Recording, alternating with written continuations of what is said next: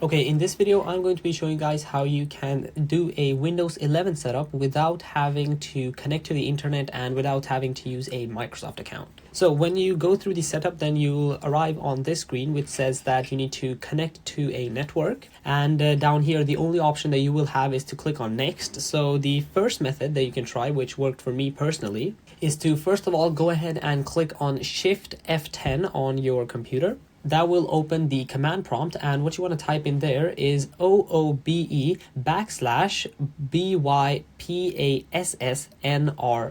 I'm pretty sure the backslash could also just be a normal slash, but for most people it should be the Alt-GR button plus some button around the 0. You should see the backslash on your keyboard. What that will do is that it will restart your computer. It's going to say just a minute while it is restarting. When it restarts, you're probably going to have to go through the process again and go ahead and choose your region and language and keyboard setup and everything like that. But then when you arrive on the connect to a network again, then you're going to have this new option here, which is called I don't have internet. When you go ahead and click on that, it says that you can connect to the internet now, or you can just continue with the limited setup. And with the limited setup, you're not going to need an internet connection, and you're also not going to have to connect it with a Microsoft account. It is instead going to create a local account for you. And here it is. You can just go ahead and enter in the name and do the rest of the setup to create your local Microsoft account. And if that method did not work for you, then I found this other method on a YouTube video. And what you can do is, again, go ahead and click on Shift F10